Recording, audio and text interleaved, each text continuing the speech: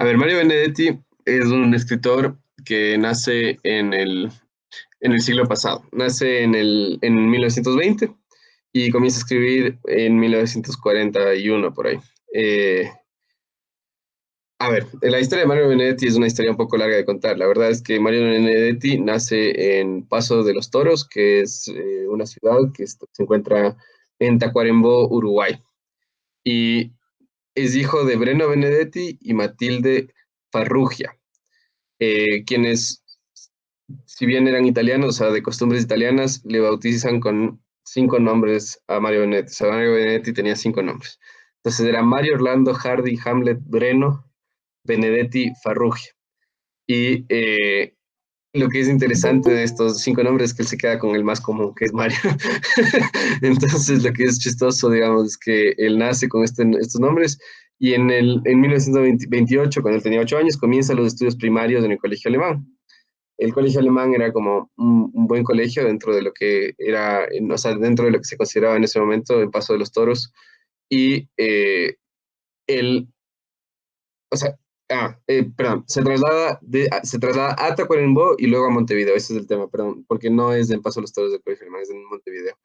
El tema concreto es que en Tacuarembó él tiene como toda esta experiencia con el campo.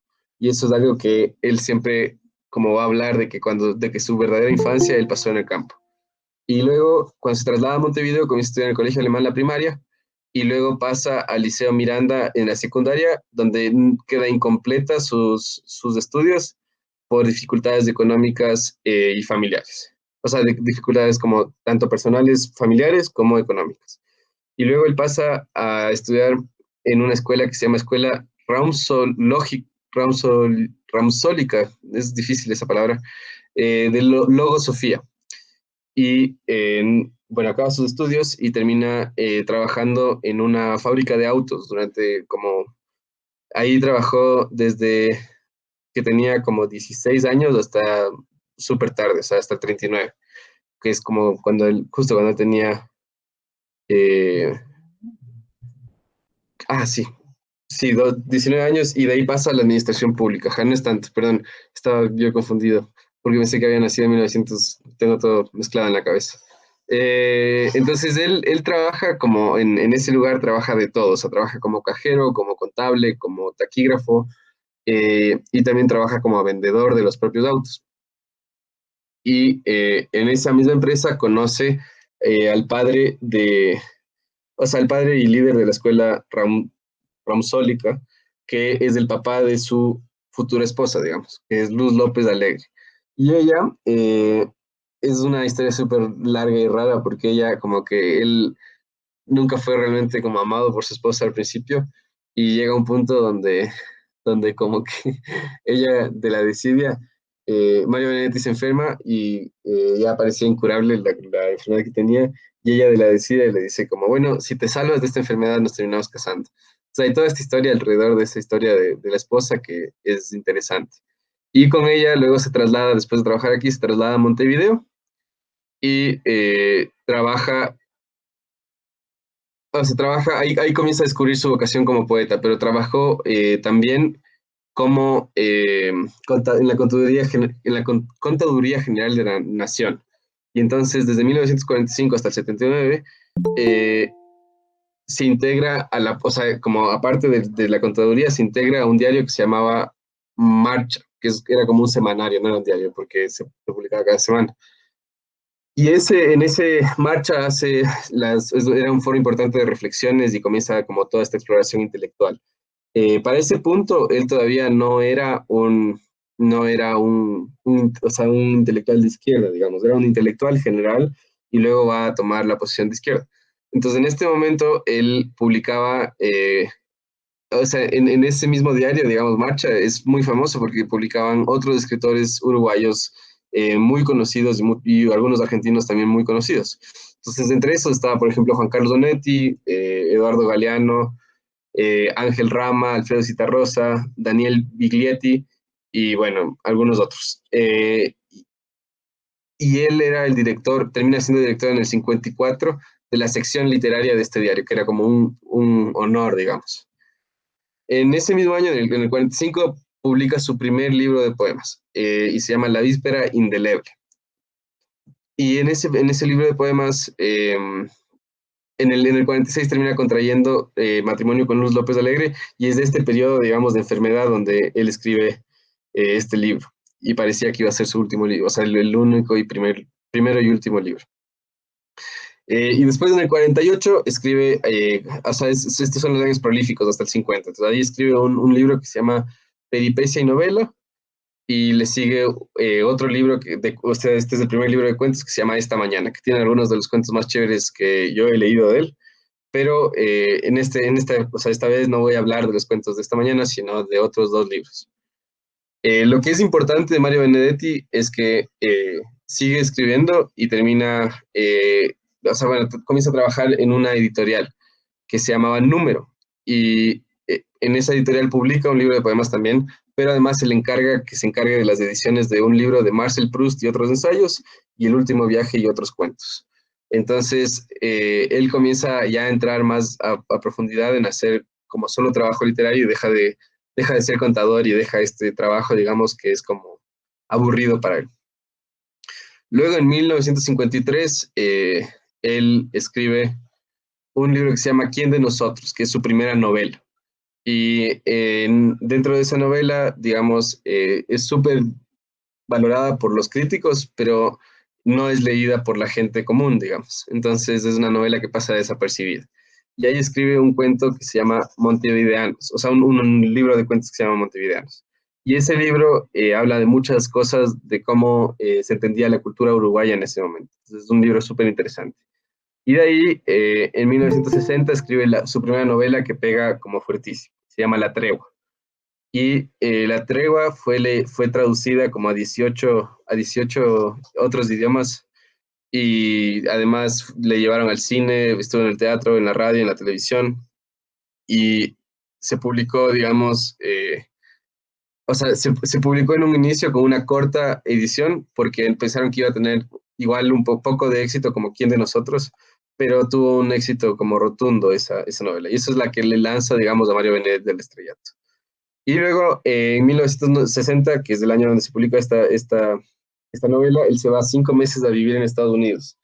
Y al volver, se vuelve muy anti-estadounidense, básicamente, y comienza a relacionarse con grupos afines de la Revolución Cubana.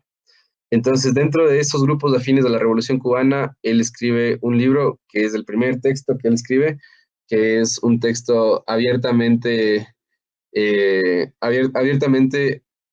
en contra o sea, abiertamente en contra de Estados Unidos. Y este texto que él escribe se llama El país de la cola de paja. Ese libro no he leído, les tengo que ser súper sincero, no he leído. Me enteré como recién que había escrito ese libro, porque nunca he leído a Mario Benedetti como alguien, o sea, como alguien que ideológicamente, digamos, no le he leído porque piense de una cierta manera ideológicamente o no.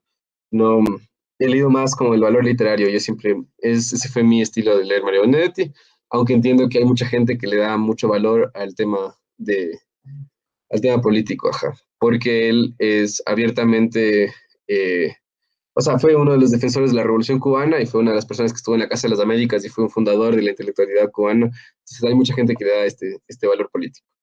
Y finalmente, después de volverse ya como abiertamente de izquierda y apoyar abiertamente la Revolución Cubana, antes de que la Revolución Cubana sea lo que hoy conocemos como Revolución Cubana, cuando era la moda, digamos, entre los intelectuales, pasa a publicar en algunos lugares. Entonces trabaja como crítico y codirector de la página literaria La Mañana.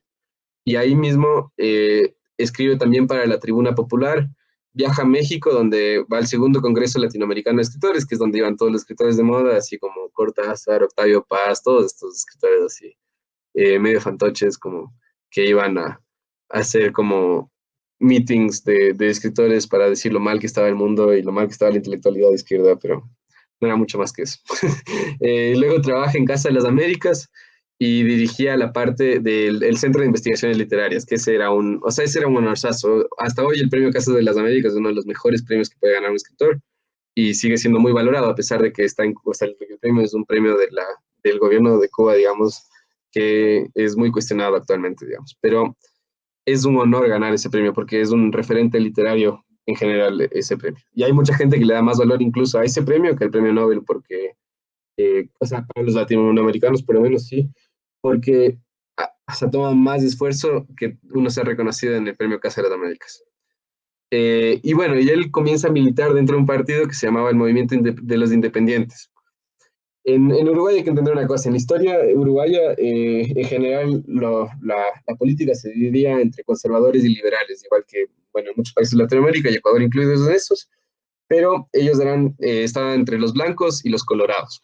Entonces, los colorados eran como los liberales y los blancos los conservadores, y generan opciones distintas. Entonces, por ejemplo, bueno, deben saber de Mujica. Mujica integraba uno de los frentes que se llama el Frente de... Era el Frente Tupamaru, que era un frente guerrillero realmente. Entonces ellos pensaban que el gobierno se debía ganar no por las vías legítimas democráticas, sino por la revolución, que era básicamente la idea de ese momento. Entonces, él sí, Mario Benedetti sí lidera un movimiento democrático y lidera el movimiento de los independientes. Y ese movimiento de los independientes eh, termina integrando lo que hoy es el Frente Amplio, que es el partido de Mujica, digamos. O sea, el partido que Mujica tiene es el Frente Amplio, que se pone en contraposición al bipartidismo de los blancos y colorados. Entonces, hay un golpe de Estado el 27 de junio de 1973 con no estoy seguro cuál es el dictador argentino de Uruguay, creo que es Stroessner. No estoy muy seguro si es Stroessner, pero si me equivoco les pido mil disculpas. Pero bueno, hay una dictadura militar en todo caso. Y es una dictadura militar de derecha, igualita que todas las dictaduras de Latinoamérica. Y en esa dictadura militar él se ve obligado a renunciar y a exiliarse casi 12 años entre Argentina, Perú, Cuba y España. Y dicen que hubo un tiempo donde pasó por Ecuador, pero no estoy seguro de eso. Pero sí hay una historia de que estuvo acá viviendo un tiempo, porque éramos un país medio neutral y nuestras dictaduras eran realmente dictablandas. Entonces eso, excepto cuando supuestamente no tuvimos dictadura, o sea, con el gobierno de Félix Cordero fuimos también parte del Plan Cóndor eventualmente. Entonces eso es importante como tomar en cuenta en el panorama. Pero nuestra dictadura militar era más blanda que el gobierno democrático supuestamente de León Félix Cordero. Entonces eso es algo que sí hay que considerar porque muchos escritores se exiliaron acá durante nuestra dictadura del triunvirato. Entonces eso es súper importante. Eh, bueno, Benedetti escribe más pasionalmente desde la izquierda una vez que está exiliado, porque evidentemente se transforma, o sea, su vida se transforma en un acto político, digamos. Y ahí se vuelve el editor de una nueva revista que se llamaba Brecha. Y bueno, y ahí escribe una serie de textos desde el 80 hasta el 2008 y tiene un montón de libros en ese periodo. Y de ahí lo que yo quisiera resaltar son tres libros muy famosos, que el uno es Geografías en 1984, La borra del café en 1992 y Andamios en 1996. Esos son tal vez las obras como que más premios le han merecido. Perdón, me olvidé de mencionar que él también ganó varias veces un premio que se llamaba el Premio Literario del Magisterio de personas, de maestros o personas que instruyen. No me acuerdo exactamente el término, pero bueno, eso. Entonces, nada, súper, súper como orgulloso de que Benedetti haya ganado varias veces ese premio, hasta que un año ya terminó rechazando el premio porque tenía diferencias con el reglamento de la manera en la que se entregaba ese premio. Al final, lo que termina pasando es que eh, él como que vivió en España un tiempo y vivió después en Uruguay otro tiempo, y tras el fallecimiento de la esposa en 2006, se traslada ya definitivamente al centro de Montevideo en Uruguay, y Benedetti donó su biblioteca personal de Madrid al Centro de Estudios Iberoamericanos de la Universidad de Alicante, que lleva su nombre. O sea, si en la Universidad de Alicante hay un Centro de Estudios Iberoamericanos, Mario Benedetti. Eh, y bueno, finalmente, el 17 de mayo de 2009, el mismo año que se muere Carlos Fuentes, se muere Mario Benedetti en su casa a los 88 años de edad. Y ya, y esa es como la historia de la vida de Mario Benedetti. Eh, eso es todo, ajá. Eso es todo lo que les quería contar de la vida. Ahora yo lo que quisiera discutir más bien son textos de Mario Benedetti. yo lo que les proponía, iba a proponerles discutir La borra de café, pero yo entiendo La borra de café como una novela. Hay mucha gente como, que entiende como textos que tienen como una cierta conexión, pero no terminan siendo una novela. Y bueno, no quiero discutir mucho La borra de café porque tal vez es muy largo para este conversatorio. Entonces quisiera más bien hablar de un poco de los poemas, sí, pero quería concentrarme en un libro de cuentos que él escribe que a mí me parece que es el fabuloso libro de cuentos de él, digamos. Es el mejor libro que yo he leído de él y tiene unos cuentos así que como que a uno le vuelan la cabeza. Entonces tiene este libro que se llama La Sirena Viuda. Y en ese libro él tiene una serie de cuentos que a mí me han cambiado la perspectiva de entender la literatura de otra manera y entender los cuentos de otra manera. Entonces quería hablar realmente de los cuentos y nada, eso, ajá.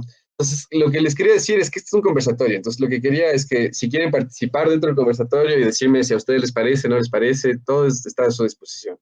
Entonces, si me quieren decir, me parece que no, que sí deberíamos discutir La borra de café o como que deberíamos discutir otro texto que ustedes propongan o algo más, está abierto a que ustedes hagan sus contribuciones y me digan como, me gusta, no me gusta, pienso que es bueno, pienso que es malo, pienso que funciona, no funciona, eso. Entonces, a ver, ¿qué pasa con la poesía de Mario Benedetti? Hay mucha crítica, digamos, que dice que Mario Benedetti, a pesar de ser un buen poeta o como estar, que su poesía es reconocida como buena, digamos, eh, es muy azucarada, es la descripción que le dan a la poesía. Entonces, la razón por la que la poesía es azucarada es porque él es cursi en la manera en la que escribe estos poemas de como que de amor puro así, y este amor como idílico, que no es un amor real, porque en el amor real se sufre. Y entonces, lo que es chistoso es que como que la mayor crítica que tiene Benedetti es que es muy cursi o dulce y eso. Entonces, dentro de esos poemas, por ejemplo, está el poema este de Corazón Coraza, que es como el hombre sensible que tiene un corazón y que por fuera tiene una coraza. O sea, no hombre necesariamente, puede ser una mujer igual.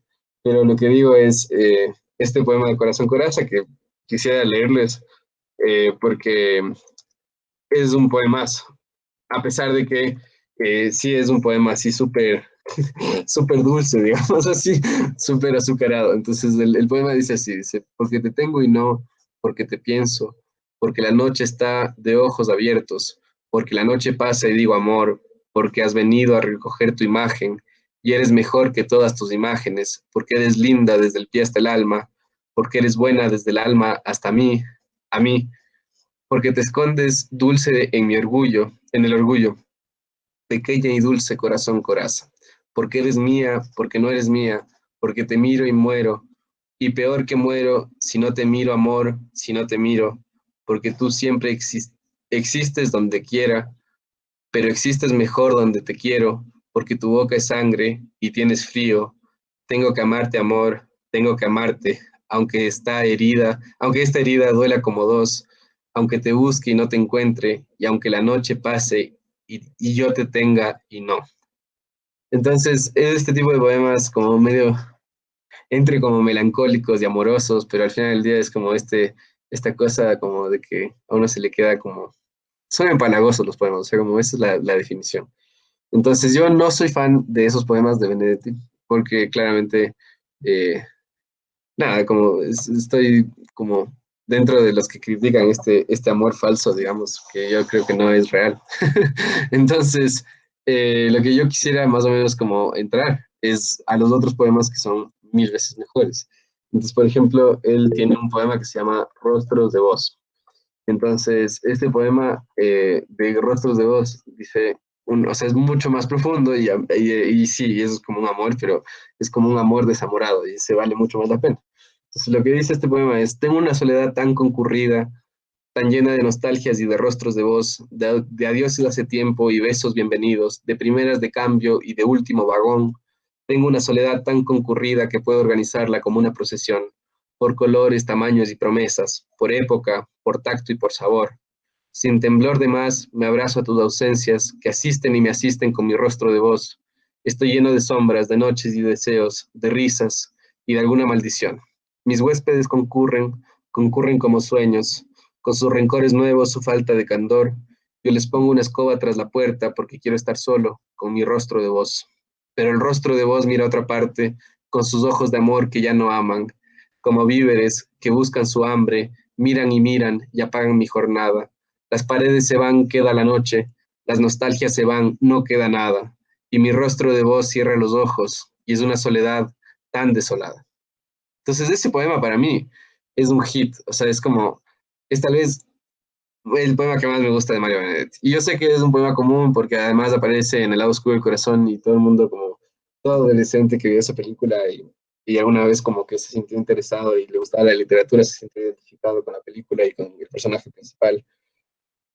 Y entonces sí, a mucha gente le gusta este poema, pero lo que yo digo es, la diferencia del poema con el anterior es que es un poema de un amor mucho más real y puro, de esta soledad tan abrumadora que todo el mundo siente en algún momento cuando siente ese abandono total y cómo el rostro de esta persona termina regresando y regresa como un huésped inesperado y vuelve a la vida de esta manera, ¿no? Entonces, para mí, ese poema, digamos, es increíblemente bueno y interesante. Y de ahí, bueno, y de ahí el otro famoso de Mario Benedetti, o sea, tiene dos poemas más famosos. Uno se llama Táctica y Estrategia. Y digamos, este poema a mí sí me gusta, a pesar de que sí es medio así empalagoso y todo, pero, pero a mí me parece que es un gran poema, o sea, más allá de todo esto, me parece que está muy bien escrito. Entonces dice, el poema dice así, dice, mi táctica es mirarte, aprender como sos, quererte como sos. Mi táctica es hablarte y escucharte, construir con palabras un puente indestructible. Mi táctica es quedarme en tu recuerdo. No sé cómo ni sé con qué pretexto, pero quedarme en vos. Mi táctica es ser franco y saber que sos franca y que no nos vendemos simulacros, para que entre los dos no haya telón ni abismos. Mi estrategia es en cambio más profunda y más simple. Mi estrategia es que un día cualquiera, no sé cómo, ni sé con qué pretexto, por fin me necesites. Entonces ese poema a mí me parece muy bien escrito. Además tiene un montón de figuras literarias. O sea, bueno, podemos entrar a analizar el poema, pero no quiero hacer eso en esta charla porque no es una clase literaria. Pero me parece que la manera de construir este poema es fabulosa y tiene un montón de valor poético en sí mismo. Eh, Más allá de todo esto, sigo sintiendo que Mario Benedetti es empalagosa. Y luego tiene uno más que ya no me acuerdo el nombre, pero era uno que decía, y en la calle codo a codo somos mucho más que dos. Creo que es compañera o algo así. Entonces dice, ya les voy a decir exactamente. Entonces se llama Te quiero el poema, de hecho. Ajá, entonces el poema dice así, dice, tus manos son mi caricia, mis acordes cotidianos. Te quiero porque tus manos trabajan por la justicia. Si te quiero es porque sos mi amor, mi cómplice y todo. Y en la calle codo a codo somos mucho más que dos. Tus ojos son mi conjuro contra la mala jornada. Te quiero por tu mirada que mira y siembra futuro. Tu boca que es tuya y mía. Tu boca no se equivoca. Te quiero porque tu boca sabe gritar rebeldía. Si te quiero es porque sos mi amor, mi cómplice y todo, y en la calle codo a codo somos mucho más que dos. Y por tu rostro sincero y tu paso vagabundo, y tu llanto por el mundo, porque sos pueblo te quiero. Y porque amor no es aureola, ni cándida moraleja, y porque somos pareja que sabe que no está sola, te quiero en mi paraíso, es decir, que en mi país la gente viva feliz aunque no tenga permiso. Si te quiero es porque sos mi amor, mi cómplice y todo, y en la calle codo a codo somos mucho más que dos. Entonces, ese poema a mí me parece súper empalagoso. A mí no me gusta personalmente, pero creo que es necesario leer ambos lados para que vean todo lo que es Mario Benedetti. Justo como mi mamá le escucharon cantar, hay una canción de todos, o sea, bueno, estas canciones, los poemas de Mario Benedetti son fácilmente transformados en canciones y lo que es interesante, bueno, algo que les quiero contar, es que en el, en la película esta del lado oscuro del corazón, es una, bueno, les voy a contar un poco de la película porque si no, no tiene sentido que hable de todo esto. La película es una película de Eliseo Subiela, que es tal vez uno de los mejores directores de cine argentinos, o sea, bueno, uno de los que más me gusta a mí por lo menos. Y Eliseo Subiela tiene esta película que es como una oda a la poesía latinoamericana, básicamente.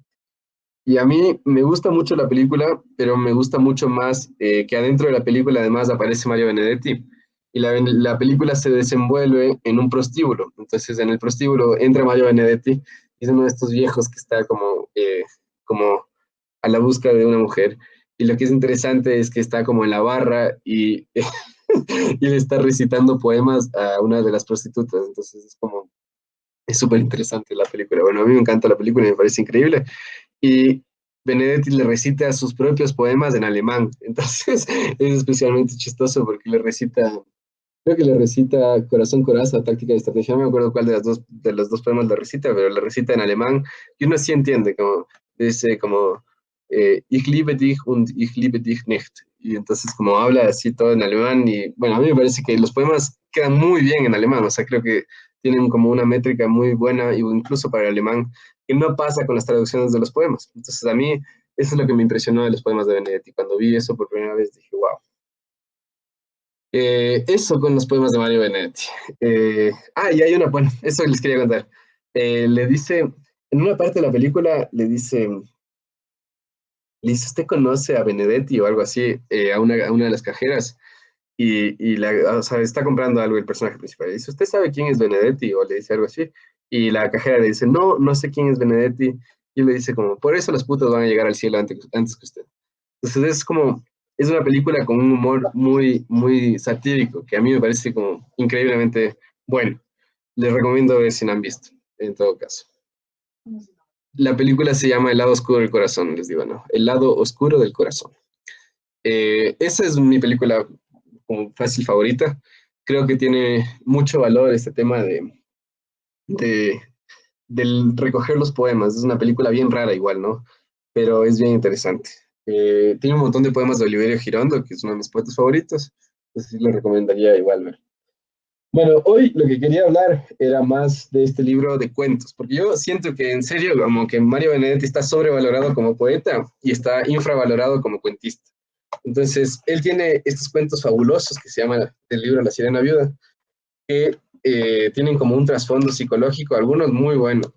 Y bueno, yo me acuerdo que la manera en la que yo comencé a leer Benedetti fue sí con los poemas, porque analizábamos en las clases, y a mí siempre me pareció muy pesado en los poemas, así decía como que este tipo con su amor idílico, y me parecía así como, o sea, yo odiaba el concepto de amor, me parecía así increíblemente falso cuando estaba en el colegio.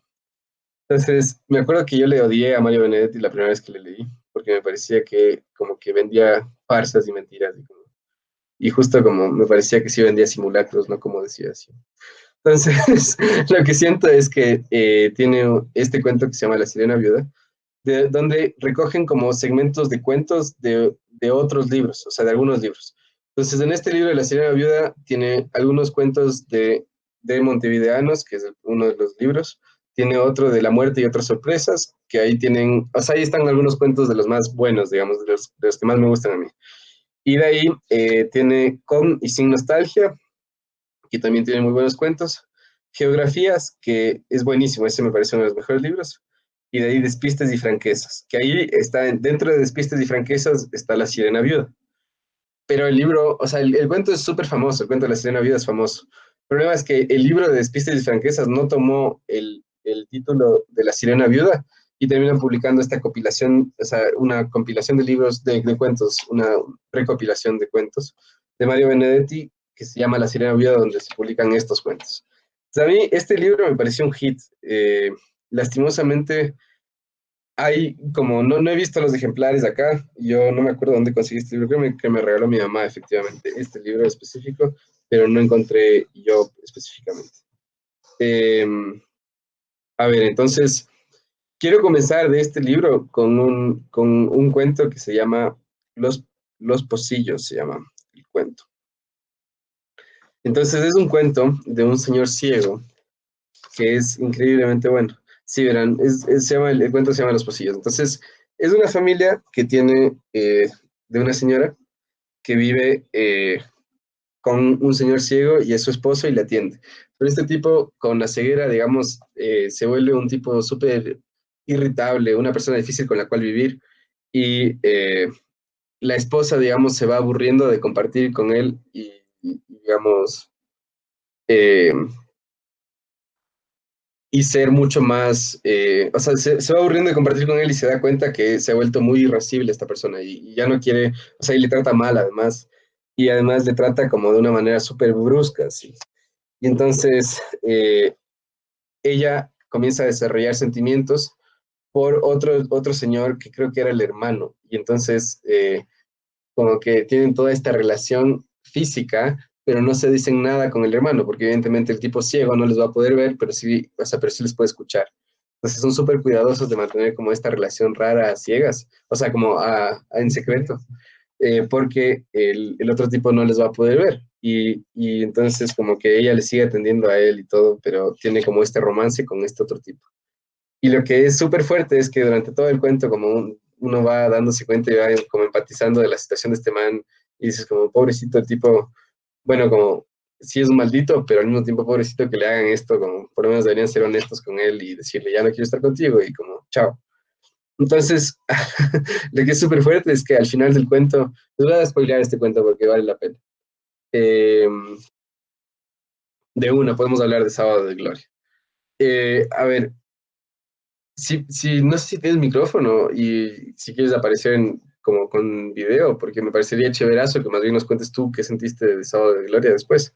Pero bueno, en el cuento les voy a spoiler. Lo que termina pasando es que los pocillos son de distintos colores. Entonces ella le pasa en un pocillo de color verde o algo así la comida.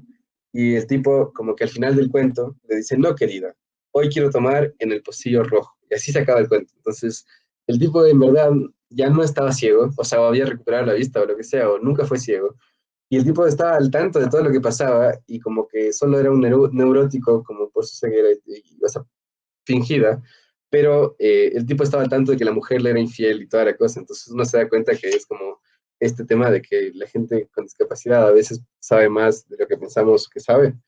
Eh, y como este tema de la romantización de la discapacidad también, ¿no? O sea, de que la gente con discapacidad es buena, cuando claramente no toda la gente con discapacidad es buena, así como, o sea, como todos estos estereotipos son como dañinos porque no tienen una fiel representación de la realidad, digamos.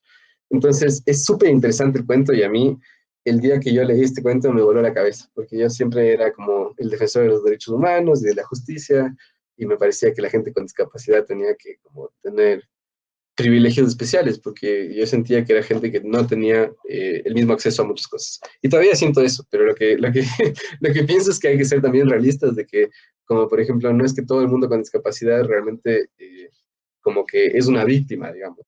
Sí, hay un sistema que claramente les discrimina y claramente no está diseñado para gente con discapacidad, que no tiene una pierna, no puede ver, que X. Pero eso no justifica que la gente con discapacidad también puede ser tremendamente mala, ¿no? Como es lo que presenta el cuento, ¿no? O sea que, ajá.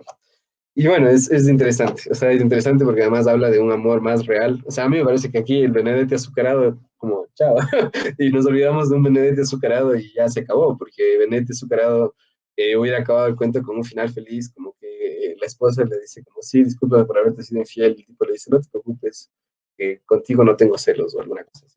Entonces, como yo soy fanático del fin cruel de Benedetti, como que es un Benedetti como muy cruel que dice como, eh, siempre te pude ver básicamente y sé como, sé lo infiel que me eres. Y a pesar de eso, como me he burlado de ti todo este tiempo y me he defendido todo este tiempo pensando que yo era así. Entonces, para mí eso es como, es un hit y me parece increíble. Eh, eso, eso les quería compartir respecto de este texto de los pocillos. Eh, hay un cuento que se llama Requiem con tostadas. Y ya no tengo así tremendamente claro todo el tema del Requiem con tostadas, pero quisiera más bien saltarme ese cuento. No refresqué ese cuento para esta clase, pero quisiera saltarme a un cuento que se llama Escuchar a Mozart. Entonces, el tema de escuchar a Mozart es que eh, habla de la dictadura, y habla de la dictadura en Uruguay, o sea, o sea, bueno, de la dictadura argentina, uruguaya, que tienen como muchos símiles, digamos. Y ese cuento es súper fuerte porque habla de que como que los torturadores para torturarle, digamos, ponían Mozart a todo volumen. Entonces, es este tema de que como que tal vez esas cosas que consideramos como sublimes están presentes también en los lugares más como horribles. Y uno de esos lugares, por ejemplo, es este lugar y y este tema de la tortura, que es como tremendamente interesante.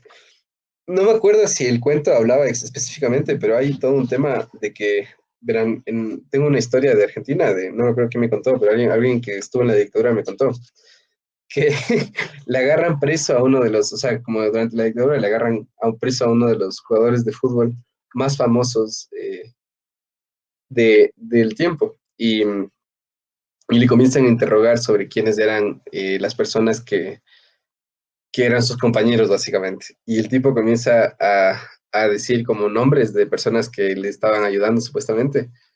Y hay este tema de que como que el tipo sale y dice como, qué bestia, esa ha sido la mejor tortura que he hecho en mi vida. Como le torturamos 5 minutos y el tipo ya soltó todos los nombres.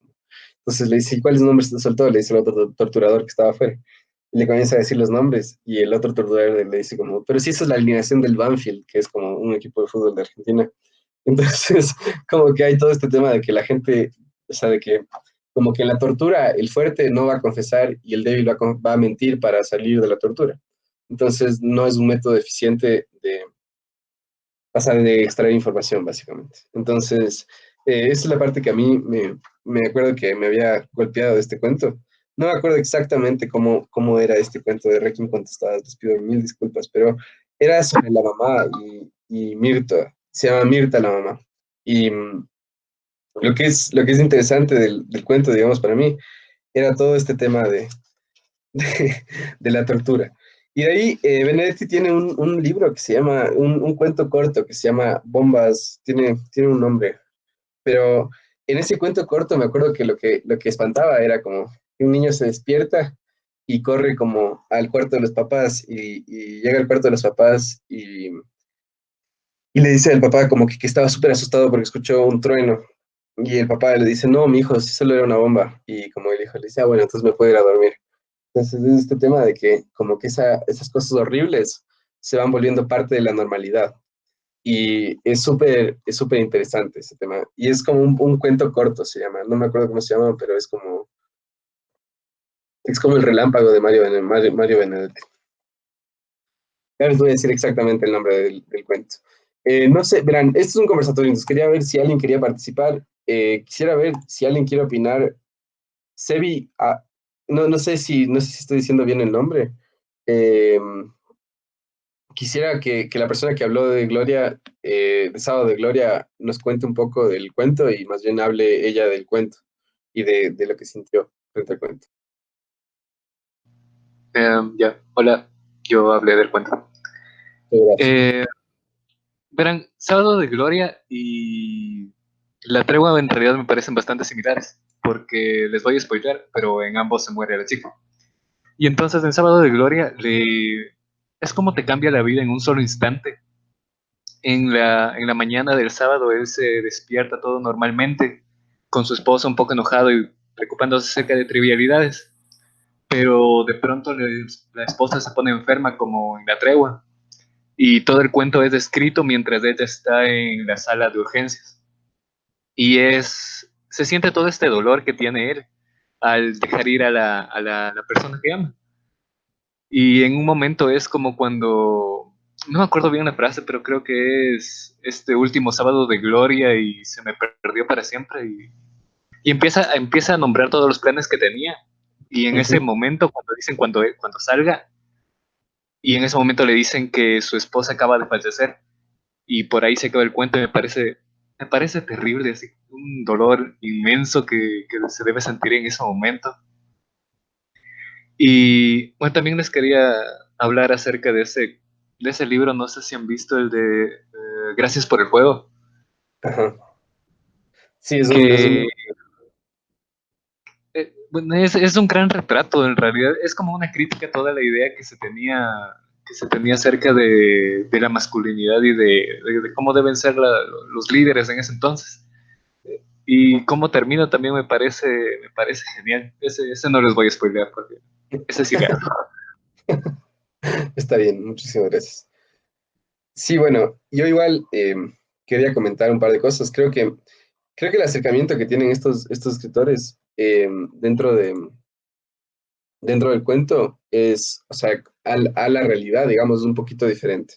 Entonces, por ejemplo, hay todo un tema del acercamiento a la enfermedad, por ejemplo. Entonces, la enfermedad era vista siempre como algo catastrófico que acababa con la vida y como se acabó.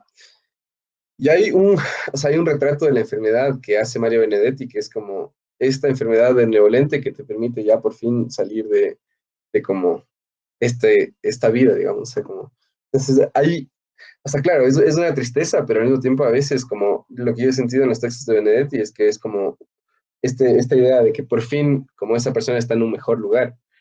Y hay, o sea, no sé, es muy bueno transmitiendo ese sentimiento para mí como en el texto.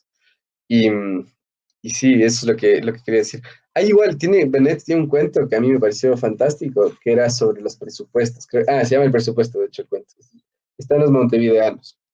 Y entonces habla de cómo en la función pública usualmente la gente se estanca en un puesto y no le aumentan el sueldo a pesar de que la inflación crece. Y entonces habla de cómo como que el aumento del sueldo al final del día depende de que les den más presupuesto. Y es súper interesante porque es la visión de un servidor público acerca de cómo se mira el presupuesto y habla de, o sea, tiene como estos símiles y metáforas con relación a como barcos naufragando. Entonces, como que se ve al otro lado que les dan presupuesto a los de tal área y a esas personas comienzan a tener un mejor sueldo. Entonces, para mí eso es como tremendamente como bueno y es como doloroso al mismo tiempo, pero o sea, es increíble. Y eso, ajá. Entonces sí es lo que les quiero compartir de esto. Em, hay, bueno, en La Sirena Viuda, o sea, el cuento de La Sirena Viuda, a mí me parece que es como, o sea, a mí me gustó mucho ese cuento, como es como muy, muy, muy interesante. Em, no les voy a spoilear el cuento porque no quiero, o sea, bueno, creo que la verdad es que el sistema de esta charla va a tener que cambiar porque no está bueno que yo les spoilee los cuentos en la charla. Pero no les voy a spoilear a Sirena Viuda, solo como quiero comentar un poquito el cuento de la Sirena Viuda. Entonces, eh, la idea es que es como esta idea es que, verán, Mario Benedetti tiene como un símil con Kafka tan como increíble, porque los dos fueron servidores públicos y trabajaron como dentro de áreas un poquito parecidas. Entonces, por ejemplo, Kafka tiene todas estas historias de cuando trabajaba como secretario en una judicatura, que son full parecidas a esta frustración que sientes como servidor público, de que puedes hacer solo lo que te permite y cómo estás limitado a o sea, al salario, digamos. Entonces, en este mismo eh, tema, digamos, es súper es súper interesante porque hay como una profundidad al tema de ser servidor público que no nos damos cuenta porque usualmente como vemos el servicio público desde afuera. Y es de esta frustración que sienten los servidores públicos de estar como estancados en un mismo lugar y como estar como en un lugar donde todo se va pudriendo y degradando lentamente. Entonces es bien interesante porque es como este tema de Kafka, de las cosas que como son autónomas y que se olvidan de la posibilidad de sentir. Entonces, esa parte es como tremendamente interesante. Eh, lo que yo les quería decir es que en el tema de la sirena viuda hay un montón de cosas, digamos, propias de la literatura de ese momento. Y yo creo que ese es el cuento que para mí le podría haber llevado a Mario Benedetti a ser parte del boom latinoamericano. Y sí me siento un poco, o sea, me siento un poco traicionado, porque la verdad es que a mí Benedetti me parece que es un escritor que pudo haber entrado facilito en el boom y tenía una calidad literaria increíble y no entra porque no es Cortázar o no es García Márquez. Y eso me parece a mí injusto con Mario Benedetti. Y además escribe, o sea, sus obras prolíficas son en los 60. Entonces, como es justo del 63 en adelante, nace el boom y nacen estas obras, digamos, las obras míticas del boom. Entonces, lo que yo digo es injusto con Mario Benedetti que estos libros, o sea, que estos textos cortos y sobre todo esos cuentos que le pudieron haber llevado a ser parte del boom, no entren dentro del boom. Eso es lo que yo quería compartir, la verdad, con ustedes. No sé si quieran hablar de algún otro texto o eso. Ay, me dijeron algo mejor. ¿Quieren que leamos los cuentos? De una, seguro. A ver, ¿quieren leer Voy a leer Requiem con tostadas porque no me acuerdo bien de qué se trataba el cuento, entonces prefiero refrescar eso y que comentemos alrededor del cuento y ustedes me digan qué les parece. Entonces yo les voy a ir leyendo el cuento y ustedes me van diciendo qué sienten. Me parece una ideaza. Igual podemos leer Sábado de Gloria si quieren para refrescar eso. Un segundo. A ver, entonces, Requiem con tostadas. Está en el 65.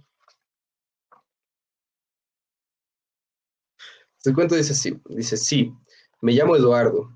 Usted me lo pregunta para entrar de algún modo en conversación y eso puedo entenderlo, pero usted hace mucho que me conoce, aunque de lejos, como yo lo conozco a usted.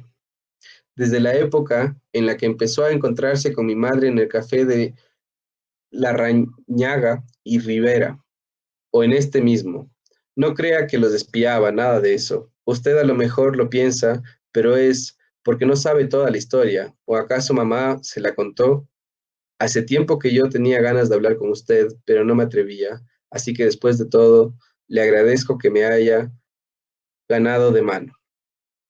¿Y sabe por qué tenía ganas de hablar con usted? Porque tengo la impresión de que usted es un buen tipo, y mamá también era buena gente. No hablábamos mucho ella y yo.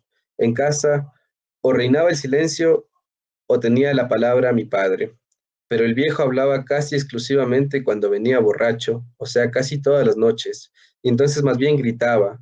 Los tres teníamos miedo, mamá, mi hermanita, Mirta y yo. Ahora tengo 13 años y medio y aprendí muchas cosas, entre otras que los tipos que gritaban y castigaban, insultaban, son en el fondo unos pobres diablos. Pero entonces yo era mucho más chico y no lo sabía. Mirta no lo sabe ni siquiera ahora, pero ella es 3 años menor que yo y sé que a veces, en la noche, se despierta llorando. ¿Es el miedo? ¿Usted alguna vez tuvo miedo? A Mirta siempre le parece que el viejo va a aparecer borracho y que se va a quitar el cinturón para pegarle. Todavía no se ha acostumbrado a la nueva situación. Yo, en cambio, he tratado de acostumbrarme. Usted apareció hace 1 año y medio, pero el viejo se emborrachaba desde hace mucho más. Y no bien agarró ese vicio, nos empezó a pegar a los tres. A Mirta y a mí nos daba con el cinto. Duele bastante, pero a mamá le pegaba con el puño cerrado, porque sí nomás, sin mayor motivo, porque la sopa estaba demasiado caliente, o porque estaba demasiado fría, o porque no lo había esperado despierta hasta las 3 de la madrugada, o porque tenía los ojos hinchados de tanto llorar. Después, con el tiempo, mamá dejó de llorar. Yo no sé cómo hacía cuando él le pegaba. Ella ni siquiera se mordía los labios y no lloraba, y eso al viejo le daba todavía más rabia. Ella era consciente de eso, y sin embargo prefería no llorar. Usted conoció a mamá cuando ella ya había aguantado y sufrido mucho, pero solo 4 años antes, me acuerdo perfectamente, todavía era muy linda y tenía buenos colores. Además era una mujer fuerte. Algunas noches, cuando por fin el viejo caía estrepitosamente y de inmediato empezaba a roncar, entre ella y yo levantábamos y lo llevábamos hasta la cama. Era pesadísimo y además aquello era como levantar un muerto. La que hacía casi toda la fuerza era ella. Yo apenas si me encargaba de sostener una pierna, con el pantalón todo embarrado y el zapato marrón con los cordones sueltos. Usted seguramente creerá que el viejo toda la vida fue un bruto, pero no. A papá lo destruyó una porquería que le hicieron. Y se la hizo precisamente un primo de mamá, ese que trabaja en el municipio. Yo no supe nunca en qué consistió la porquería, pero mamá disculpaba en cierto modo los arranques del viejo porque ella se sentía un poco responsable de que alguien de su propia familia lo hubiera perjudicado en aquella forma. No supe nunca qué clase de porquería le hizo, pero la verdad era que papá cada vez que se emborrachaba, se lo reprochaba como si ella fuese la única culpable. Antes de la porquería, nosotros vivíamos muy bien, no en cuanto a plata, porque tanto yo como mi hermana, nacimos en el mismo apartamento, casi un conventillo, junto a Villa Dolores. El sueldo de papá nunca alcanzó para nada, y mamá siempre tuvo que hacer milagros para darnos de comer y comprarnos de vez en cuando alguna tricota o algún par de alpargatas. Hubo muchos días en que pasamos hambre. Si viera perdón, si viera qué feo es pasar hambre. Pero en esa época a lo menos había paz. El viejo no se emborrachaba ni nos pegaba y a veces hasta nos llevaba a la matiné. Algún raro domingo en que había plata, yo creo que ellos nunca se quisieron demasiado. Eran muy distintos. Aún antes de la porquería, cuando papá no tomaba, ya era un tipo bastante alunado. A veces se levantaba al mediodía y no le hablaba a nadie, pero por lo menos no nos pegaba ni le insultaba a mamá. Ojalá hubiera seguido así toda la vida. Claro que después vino la porquería y él se derrumbó y empezó a ir al boliche y a llegar siempre después de la medianoche con un olor a grapa que apestaba. En los últimos tiempos todavía era peor, porque también se emborrachaba de día y ni siquiera dejaba ese respiro. Estoy seguro que los vecinos escuchaban todos los gritos, pero nadie decía nada. Claro, porque papá es un hombre grandote y le tenían miedo. También yo le tenía miedo, no solo por mí y por Mirta, sino especialmente por mamá. A veces yo iba a la escuela, no paraba de hacer la rabona, sino para quedarme rondando la casa. No, no para hacer la rabona, sino para quedarme rondando la casa, ya que siempre temía que el viejo llegara durante el día más borracho que de costumbre y la moliera a golpes. Yo no la podía defender. Usted ve lo flaco y menudo que soy, y todavía entonces lo era más, pero quería estar cerca para avisar a la policía. Usted se enteró de que ni papá ni mamá eran de ese ambiente. Mis abuelos de uno y otro lado, no diré que tienen plata, pero por lo menos viven en lugares decentes, con balcones a la calle y cuartos de baño con bidé y bañera. Después que pasó todo, Mirta se fue a vivir con mi abuela, Juana, la madre de papá, y yo estoy por ahora en casa de mi abuela Blanca, la madre de mamá. Ahora casi se pelearon por recogernos, pero cuando papá y mamá se casaron, ellas se habían opuesto a ese matrimonio. Ahora pienso que a lo mejor tenían razón y cortaron las relaciones con nosotros. Digo nosotros porque papá y mamá se casaron cuando yo tenía 6 meses.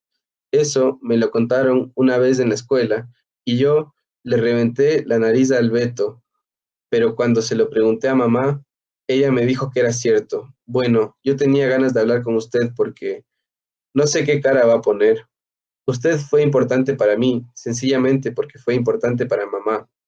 Yo la quise bastante, como es natural, pero creo que nunca pude decírselo. Teníamos siempre tanto miedo que no nos quedaba más tiempo para mimos. Sin embargo, cuando ella no me veía, yo la miraba y sentía que algo así como una emoción que no era lástima, sino una mezcla de cariño y también de rabia por verla todavía joven y tan acabada, tan agobiada por una culpa que no era la suya y por un castigo que no se merecía. Usted a lo mejor se dio cuenta, pero yo le aseguro que mi madre era inteligente. Por cierto, bastante más que mi padre, creo. Y eso era lo peor, saber que ella veía esa vida horrible con los ojos bien abiertos, porque ni ella misma, perdóneme, porque ni ella misma, usted a lo mejor se dio cuenta, pero yo le aseguro que mi madre era inteligente, por cierto, bastante más que mi padre, creo. Y eso para mí era lo peor, saber que ella veía esa vida horrible con los ojos bien abiertos, porque ni la miseria, ni los golpes, ni siquiera el hambre consiguieron nunca embrutecerla. La ponían triste, eso sí. A veces se le formaban unas ojeras casi azules, pero se enojaba cuando yo le preguntaba si le pasaba algo. En realidad, se hacía la enojada. Nunca le vi realmente mala conmigo, ni con nadie, pero antes de que usted apareciera, yo había notado que cada vez estaba más deprimida, más apagada, más sola. Tal vez fue por eso que pude notar mejor la diferencia. Además, una noche llegó un poco tarde, aunque siempre mucho más que papá, mucho antes que papá, y me miró de una manera distinta, tan distinta que yo me di cuenta que algo sucedía, como si por primera vez me enterara que yo era capaz de comprenderla. Me abrazó fuerte, como con vergüenza, y después me sonrió. ¿Usted se acuerda de su sonrisa? Yo sí me acuerdo. A mí me preocupó tanto ese cambio que falté 2 o 3 veces al trabajo. En los últimos tiempos hacía el reparto de un almacén para seguirla y saber de qué se trataba. Fue entonces que los vi, a usted y a ella. Yo también me quedé contento. La gente puede pensar que soy un desalmado y quizá no esté bien eso de haberme alegrado porque mi madre engañaba a mi padre. Pude pensarlo. Por eso nunca lo digo. Con usted es distinto. Usted la quería. Y eso para mí fue algo así como una suerte, porque ella se merecía que la quisieran. Usted la quería, ¿verdad que sí? Yo los vi muchas veces y estoy casi seguro. Claro que el viejo también trató de comprenderlo. Es difícil, pero trató. Nunca la pude odiar. ¿Me entiende? Será porque pese a lo que hizo, perdón, nunca lo pude odiar. Será porque pese a lo que hizo, sigue siendo mi padre. Cuando nos pegaba a Mirta y a mí, o cuando arremetía contra mi mamá, en medio de mi terror, yo sentía lástima. Lástima por él, por ella, por Mirta, por mí, por mí. También la siento ahora. Ahora que él ha matado a mamá, y quién sabe por cuánto tiempo estará preso. Al principio no quería que yo fuese, pero hace por lo menos un mes que voy a visitarlo, a Miguelete, y acepta verme. Me resulta extraño verlo al natural, quiero decir, encontrarlo borracho, sin encontrarlo borracho. Me mira, la mayoría de las veces no me dice nada. Yo creo que cuando salga ya no me va a pegar. Además, yo seré un hombre. A lo mejor me habré casado y tendré hijos, pero yo a mis hijos no les pegaré. ¿No le parece? Además, estoy seguro de que papá no hubiera hecho lo que hizo si no hubiese estado tan borracho, o usted cree lo contrario. Usted cree que usted cree que de todos modos hubiera matado a mamá esa tarde en que por seguirme y castigarme a mí dio finalmente con ustedes dos. No me parece.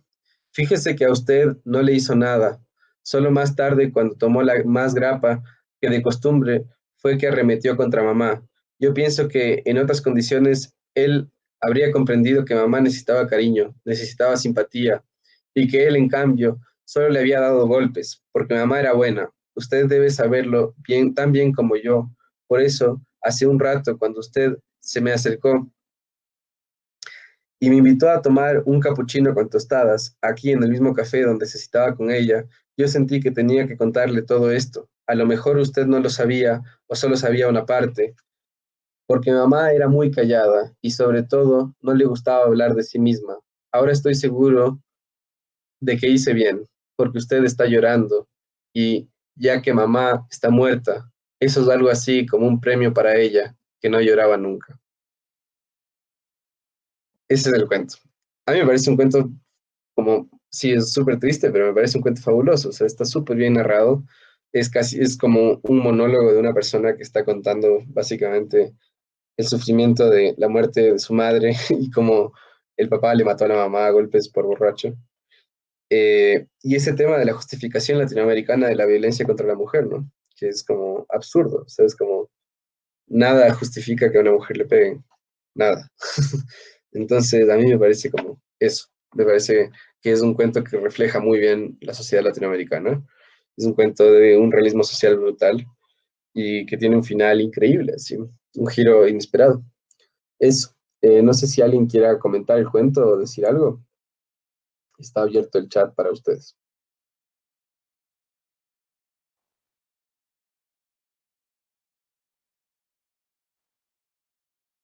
¿Quieren? Ajá, bueno, si quieren podemos leer otro cuento o podemos acabar aquí la conversación si, si se aburrieron, si ya no quieren hablar de esto. Y más bien lo que les quería decir es que igual me cuenten qué quisieran para la próxima semana, para el próximo miércoles, porque este espacio es suyo y quisiera que ustedes me vayan diciendo de qué quisieran hablar. Y tal vez podamos preparar una serie de textos para el próximo miércoles y que vengan, o sea, poder discutir los textos que leamos para el próximo miércoles. Entonces, eso, más bien díganme ustedes qué pensaron, qué sienten, qué les pareció el cuento, qué quisieran ver la próxima semana. Chéverazo. Entonces, autores ecuatorianos. A mí me parece que podríamos ver si la próxima semana hablamos de una película ecuatoriana que se llama Un secreto en la caja, que es una peli sobre Marcelo Chiriboga, que es un tema de un escritor ecuatoriano. Chévere. Entonces podríamos hablar la próxima semana de Marcelo Chiriboga, Un secreto en la caja, si les parece. Y más bien, ustedes cuéntenme nada, cuéntenme qué les pareció el cuento, qué sintieron en el cuento, qué les produjo el cuento.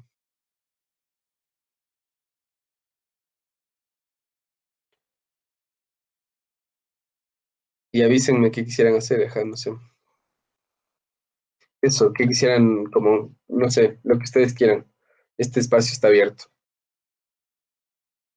Si quieren, igual podemos, bueno, podemos leer un cuento más y de ahí acabamos el conversatorio. Me parece chéverazo que leamos un cuento más. Podríamos leer el que les dije, el de escuchar a Mozart. Voy a leer ese cuento porque me parece un cuentísimo.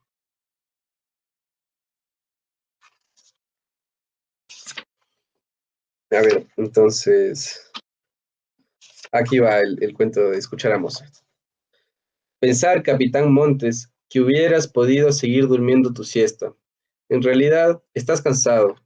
Hay que reconocer que la faena de anoche fue dura, con esos 12 presos que llegaron juntos, ya bastante maltrechos, y ustedes tuvieron que arruinarlos un poquito más. Eso siempre te deja un malestar, sobre todo cuando no se consigue que suelten nada, ni siquiera el número de zapatos o el talle de la camisa. Las pocas veces en que alguien habla pensando, pobre ingenuo, que eso quizás justifique el final del infierno, entonces el trabajo sucio te deja por lo menos una satisfacción mínima. Después de todo te enseñaron que el fin justifica los medios, pero vos no te acordás, perdón, otra vez, me perdí, pero vos no te acordás,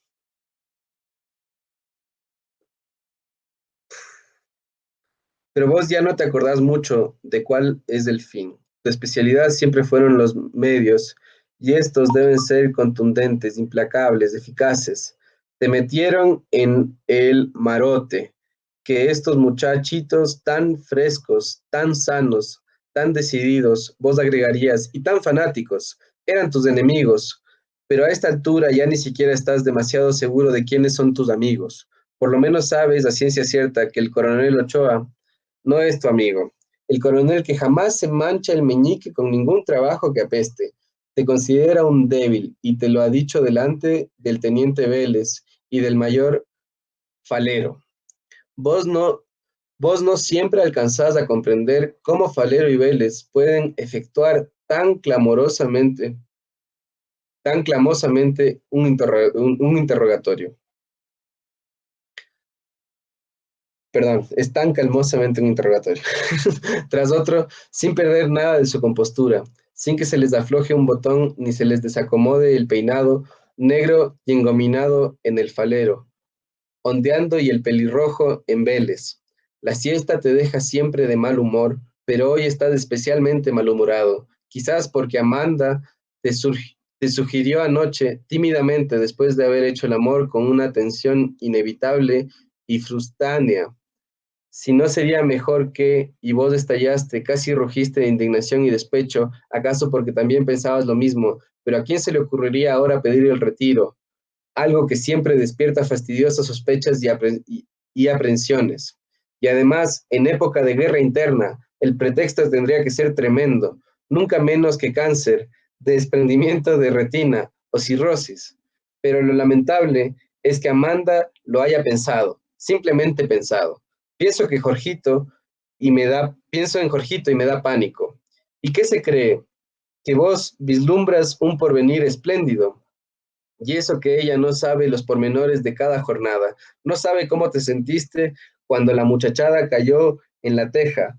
Hubo que irle sacando los dientes uno por uno con paciencia y con celo. O cuando tuviste conciencia de que al cabo de una sola sesión de trabajo, aquel obrerito mofletudo habría quedado listo para que le amputaran el testículo. Pero ella no sabe nada. Incluso a veces te comenta si sería cierto que le dicen las malas y peores lenguas que en el cuartel tal y en el regimiento cual arrancan confesiones mediante espantosos procedimientos. Y es increíble que te diga, ojalá nunca te ordenen hacer algo así, porque claro, tendrías que negarle y vaya a saber lo que sucedería. Y vos tranquilizándola como de costumbre sin poder confesar que cuando te lo ordenaron la primera vez ni siquiera esbozaste una tímida negativa, porque no le podías dar al coronel Ochoa ese pretexto en bandeja.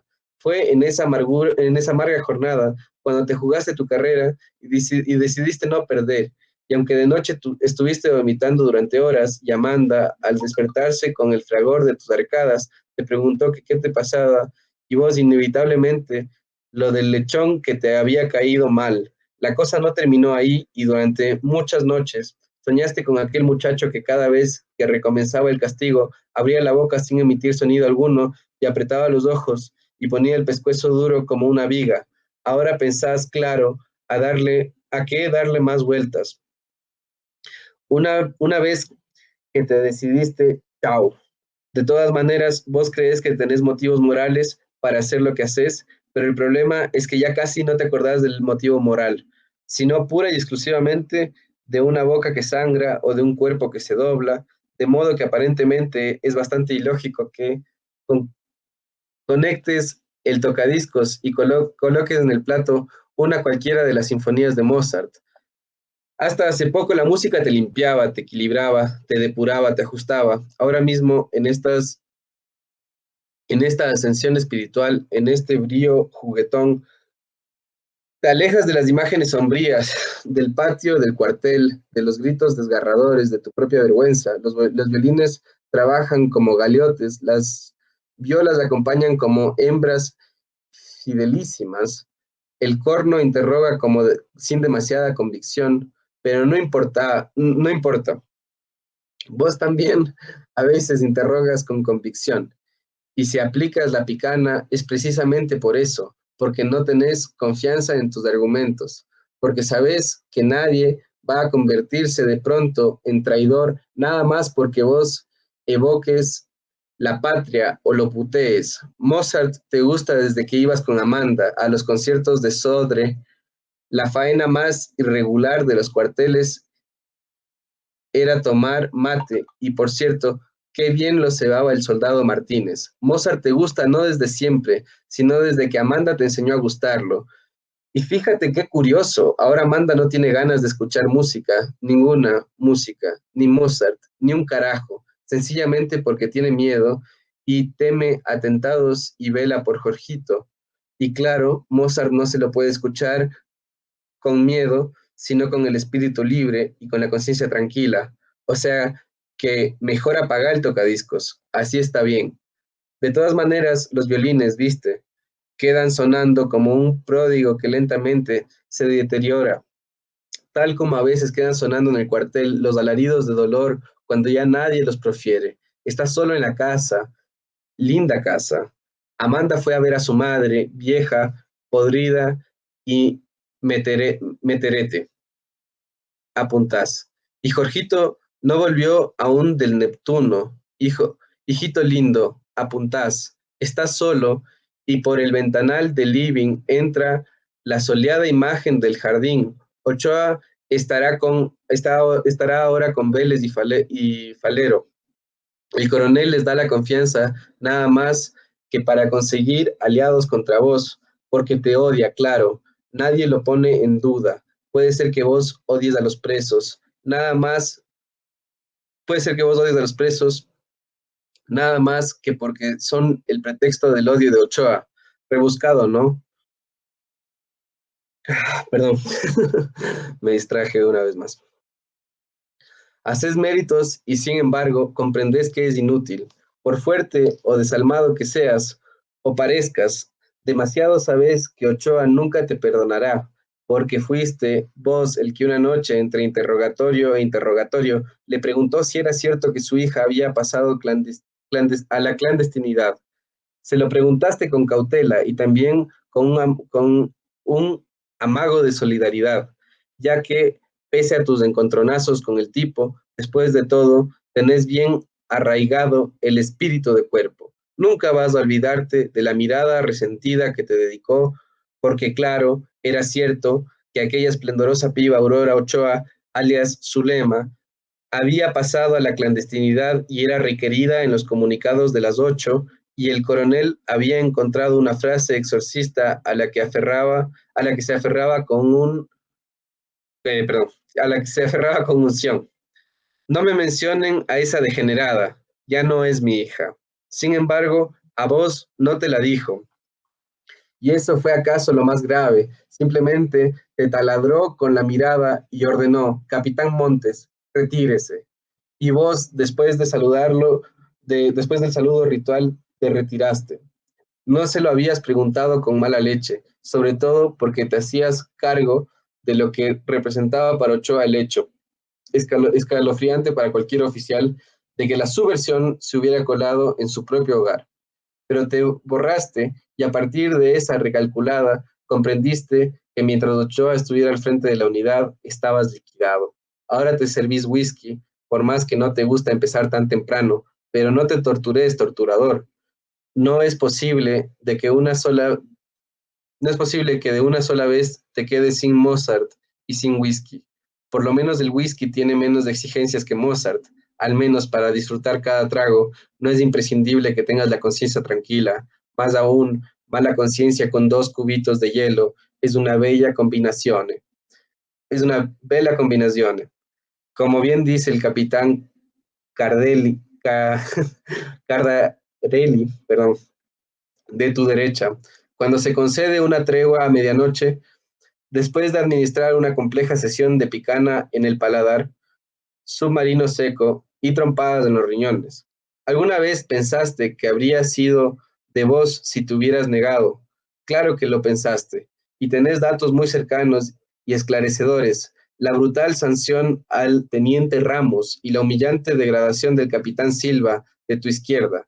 Ellos no se animaron a hacerse cargo del trabajo mugriento, no se autorizaron a sí mismos, aunque con esa decisión mandaron su carrera a la mierda. O quizá fueron simplemente decentes, andás a ver, decentes e indisciplinados. Una pregunta por el millón. ¿Hasta dónde te llevará tu sentido de disciplina, Capitán Montes? ¿Te llevará a cometer más crímenes en nombre de otros, a rehuir tu imagen en los espejos? ¿Hasta dónde te llevará tu sentido de disciplina, Capitán Montes? A ir encarcelando tu capacidad de amor, a convertir tus odios en rutina, o a permitir que tu rutina agreda, hiera, perfore, fracture, viole, ampute, asfixie, inmole, a, lo, eh, a lograr que cada inmolación te deje más reseco, más frío, más podrido, más inerte. ¿Hasta dónde te llevará tu sentido de disciplina, capitancito? ¿Pensaste alguna vez que el sancionado Ramos y el degradado Silva acaso pueden escuchar a Mozart o a Triolio o a quien se les dé en los forros, aunque sea en la memoria? Ahora que por fin ha vuelto Jorgito y se acerca a besarte, no estaría mal que pensaras en él. ¿Crees que con el tiempo tu hijo te perdonará lo que ahora ignora? A lo mejor lo querés, a tu manera, claro, pero tu manera también ha cambiado.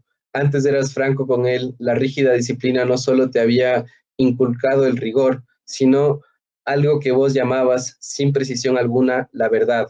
Antes, en el cuartel, empuñabas tus armas solo para ejercicios, simulacros. En tu casa empuñabas la verdad, también para ejercicios, simulacros. Cuando sorprendías a Jorgito con una insignificante mentira, descargabas en él tu cólera sagrada. Tu Santísima Trinidad estaba integrada por el Dios, el comandante en jefe y la verdad. Muchas veces le pegaste a Jorgito porque se le había quedado a Amanda con un mísero vuelto, o porque decía saber la tabla del 7 y no era cierto. Hace tanto y en realidad tan poco de esos arranques. La subversión era todavía atendida en la órbita meramente policial y ustedes seguían tomando mate en los cuarteles, pero esas veces en que el Botija recibió sin una lágrima las primeras trompadas de su vida fueron, ¿te acordás? Inevitablemente seguidas por las primeras y frustráneas noches en que no fuiste capaz de seguir escuchando a Mozart. En una ocasión hasta perdiste la calma y ante el estupor de Amanda hiciste añicos del concierto para la flauta y orquesta y como consecuencia de la rabieta hubo que reparar el Darrard. Pero hace mucho que borraste la verdad, de la verdad. La Santísima Trinidad se redujo a una dualidad todavía infalible, Dios y el comandante en jefe, y no es demasiado aventurado pronosticar desde ya la unidad final, el comandante en jefe a secas. Ahora no exigías perentoriamente a Jorgito que te cuente la verdad estricta, inmaculada, despojada de adornos y de disimulos, quizá porque jamás te atreverías a decirle la verdad, la escandalosamente sucia verdad de tu trabajo. Pensar, capitán Montes, capitancito, que podías haber seguido durmiendo la siesta y que en ese caso no habrías enfrentado, quizá tendrías que enfrentar mañana, aunque nunca se sabe cómo funcionan en los chicos las claves del olvido. La pregunta que en este instante te formula tu hijo, sentado frente a vos en la silla negra. Pa, ¿es cierto que vos torturás? Y tampoco te habrías visto obligado como ahora, después de tragar fuerte, a responder con otra pregunta. ¿Y de dónde sacaste eso? Aún sabiendo de antemano que la respuesta de Jorgito va a ser, me lo dijeron en la escuela, y claro, decís, masticando cada sílaba, no es cierto, no es cierto como te lo dijeron, pero hijito, tenés que comprender que estamos luchando contra gente muy, pero muy peligrosa, que quiere matar a tu papá, a tu mamá y a muchas otras personas que vos querés. Y a veces no hay más remedio que asustarlos un poco, para que confiesen las barbaridades que preparan. Pero él insiste, está bien, pero vos, ¿torturás? Y de pronto te sentís cercado, bloqueado, acalambrado, solo atinás a seguir preguntando. ¿Pero a qué le llamás tortura? Jorgito está bien informado para sus 8 años. ¿Cómo que? ¿Cómo a qué? Al submarino, pa, y a la picana, y al teléfono. Por primera vez esas palabras te taladran, te joden. Sentís que te pones rojo y no tenés modo de evitarlo. Rojo de rabia, rojo de vergüenza. Intentás comprender de apuro cierta imagen de serenidad, pero solo te sale un balbuceo. ¿Se puede saber cuál de tus compañeritos te mete esas porquerías en la cabeza? Pero ya lo ves, Jorgito está implacable. ¿Para qué querés saberlo? ¿Para hacer que la torturen? Eso es demasiado para vos.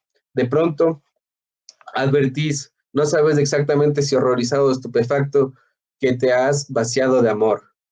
Depositas sobre la alfombrita marrón un vaso con el resto de whisky y empezás a caminar pasos lentos y marcados. Jorgito sigue en la silla negra, con sus verdades, con sus verdes ojos cada vez más inocentes y despiadados. De un largo rodeo para situarte detrás del respaldo, acaricias con ambas manos aquel pescuezo desvalido, exculpado, con pelusa y lunares, y empezás a decirle, no hay que hacer caso, hijito, la gente a veces es muy mala, entendé, hijito. Y no bien el pibe dice con cierto esfuerzo, pero pa, vos seguís acariciando esa nuca, oprimiendo suavemente esa garganta y luego, renunciando ahora sí para siempre a Mozart, apretás, apretás inexorablemente, mientras en la casa linda y desolada solo se escucha tu voz sin temblores. ¿Entendiste, hijito de puta? Y ahí se acaba el cuento. Entonces, bueno, a mí ese cuento me encanta, me parece que es como increíblemente bueno. Además, como este tema de que se siente cuestionado por su propio hijo y a mí me parece tremendamente bueno.